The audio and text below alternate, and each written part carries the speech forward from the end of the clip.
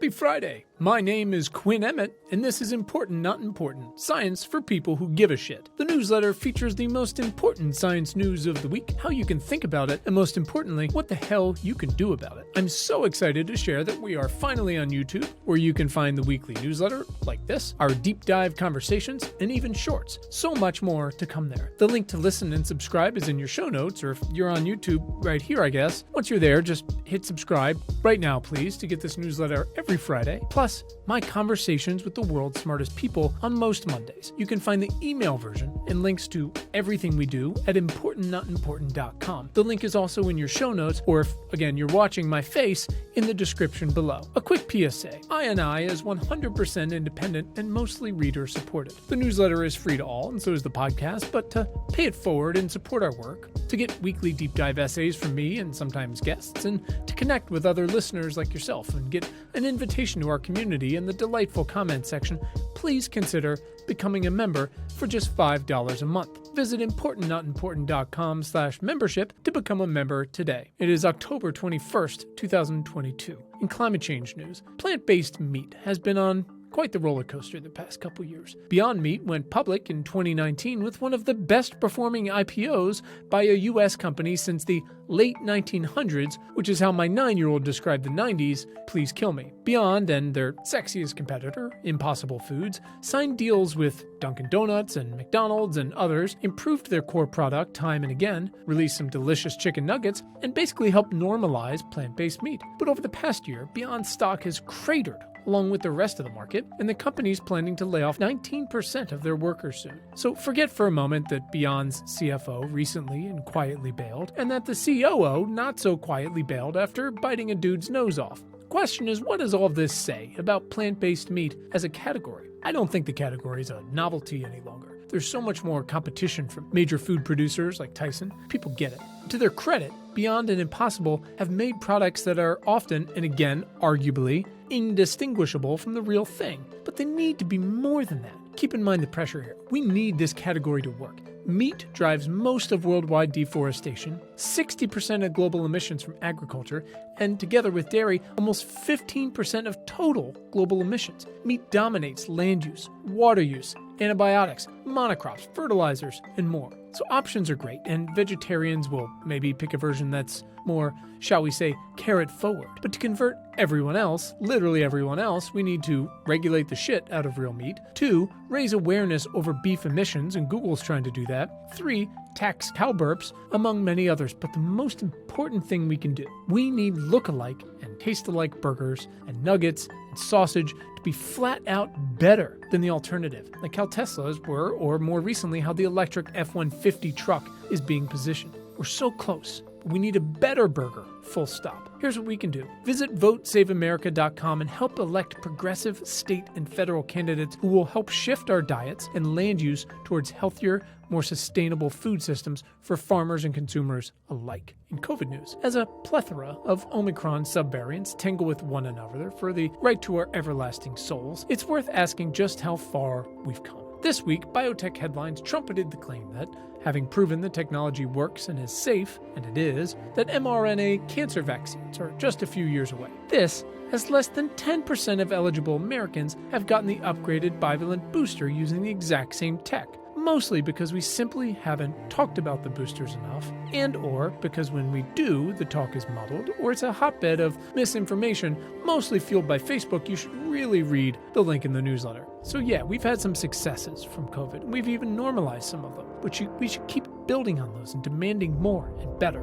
mRNA shots, at-home tests, and tied to a centralized, anonymized, actionable test data. Paid leave, dynamic and robust wastewater data, mask innovation and production, and again, a wartime effort to establish indoor air quality standards and then overhauling indoor air in every classroom, nursing home, prison, church, restaurant, and office in the country. We've already got to electrify every one of those buildings. Why wouldn't we change the playing field for every virus along the way? And again, I mention all these because in order to find the opportunities available to us, we have to first identify the problems. We know what we have to do. We have everything we need to do it. So what's coming this winter because we haven't? Well, it depends on your neighbor's poop. Wastewater can tell us the local viral load is climbing, and often weeks before cases begin to rise. can't really tell us who's actually getting sick, but we're not really reporting cases as much anymore anyway. Bottom line is, if we're going to actually take care of each other, we need to elect people who will help do that. Here's what you can do. 1. Check your wastewater data with BioBot or the CDC, and then visit votesaveamerica.com and help elect candidates who will build a public health system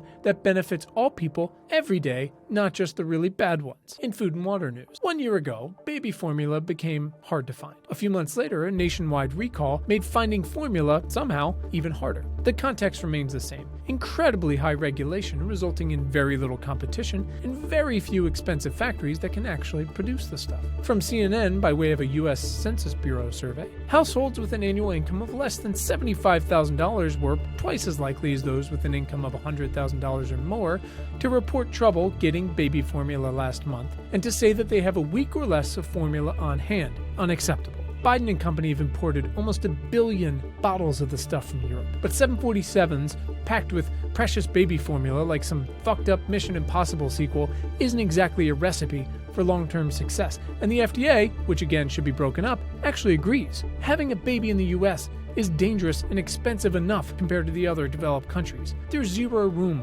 for anti-competitive, nationalistic bullshit that makes kids go hungry, especially if we're going to feed all of these unexpected, much-needed, and probably very adorable work-from-home babies. The good news? The FDA said they'll finally allow foreign-made formula to be sold in the U.S., and Representative Rosa DeLauro of Connecticut said she'll reveal legislation this week to expand the pool of U.S.-based manufacturers. Here's what we can do. Read Food Fix's deep dive into where we are, literally from yesterday. And then, if you've got extra, unopened, and not expired formula somewhere, please donate it through the free formula exchange. You can also get screened and donate breast milk at one of 31 regional milk banks. Again, it's all in your show notes. In health and bio news, fueled by COVID, abortion bans, and mental health struggles across the country, telehealth, at one point in 2020 responsible for 69% of doctor-patient visits, faces an uncertain future. Let's go down the list. A new survey showed that most physicians who provide opioid treatment found telehealth to be more effective than expected, 54% versus 16% who found it less effective. 85% were in favor of the temporary telehealth flexibility being permanently extended, and 77% will be likely to use telehealth after the COVID-19 pandemic. After regulations permitting. Number 2, with a nationwide Adderall shortage, many pharmacies have blocked prescriptions from ADHD-centric telehealth startups. Number 3, abortion pill-by-mail startups are facing predictably fundraising complications. Highmark started covering some cases of software-based treatments for psychiatric and other conditions. Number 4, NBA star Paul George partnered with BetterHelp this week and will donate $3 million for free mental health services for folks in need. Number 5, internet access to folks who actually need to use telehealth remains vastly inequitable. And number 6, the House, which might fall into further ruin in November, has said that audio-only telehealth services are the way forward. But, again, it remains to be seen. Obvious HIPAA privacy concerns aside, and not too far aside, and that the FDA, again, needs to be broken up, we have to, or as my lecture my children, we get to build an entirely new mental health support structure, among others, like remote abortion care. Telehealth will and should play a key role in U.S. healthcare, but we are still in early days. Here's what we can do. We need people in office at every level who understand how quickly technology is progressing, how we can use it to help people, and the infrastructure required to enable broad access. Visit votesaveamerica.com and help get them elected. In Beep Boot news, speaking of data privacy, what if you don't actually give a shit about it? Or more specifically, what if you willfully shun it? Hear me out. I'm surrounded right now and most days by a potpourri of Apple products, some of which are always listening, always ready for me to ask them to set a timer, always politely, or more likely to plead with them to turn off the Greatest Showman soundtrack my children left on blast in the other room. You've probably got one or more of these devices, or more likely some Alexa thing, a Ring doorbell, a Google Home thing, or whatever. If you're on the younger side, you've probably used the Snap Map, or if you're a human on Earth, hit Allow All Cookies, despite the availability of browsers that outright prevent them. Maybe you've used a Tile or an AirTag, or just location tracking to keep tabs on a dog or a child or a loved one with dementia, or dropped a pin for a friend, or scanned a QR code at a menu. You get the point. Data privacy bills, though, are few and far between. Nancy Pelosi recently crushed the federal one, though maybe for a good reason. So besides huge, enormous lobbying efforts against them, against these bills. Why haven't they succeeded? I spend a hell of a lot of time writing and thinking about data privacy and ethics, and the willful intrusion, monitoring, storing, and brokering of our data.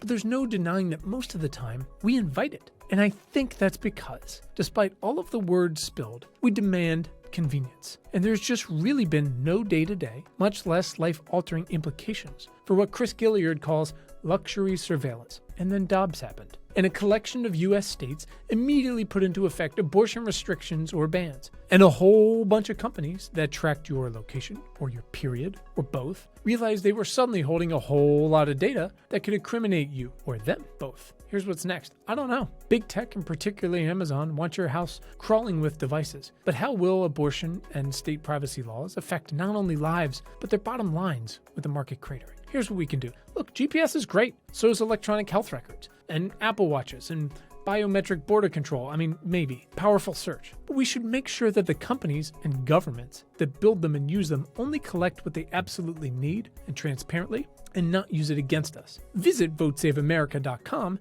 and help elect people who understand where the puck is going. Finally, here's 10 things from my notebook. Researchers found benzene and other fun toxic chemicals piped into Southern California homes. Number 2, America has a black sperm donor problem. Number 3, 87 countries and counting have reached the fabled clean energy tipping point. Number 4, will there be a cancer vaccine by 2030? Number 5, the FBI apparently blew it on cybercrime. Can they pick up their game? Number 6, the IRA is great for electric cars, but it could be fucking incredible for heavy trucks. Number 7, the first West Coast offshore wind leases go on sale before Christmas. You're welcome. Number 8, the U.S. Treasury wants insurers to reveal climate exposures, and wow, here we go. Number 9, we got a guide for when you suddenly need to reset thousands of passwords. And number 10, Jess Wade, a physicist herself, wrote 1,750 Wikipedia entries for women scientists who deserved them. That's the news for this week. Hit subscribe to get next week's news and tips straight to your feed or your subscription or whatever this is on YouTube.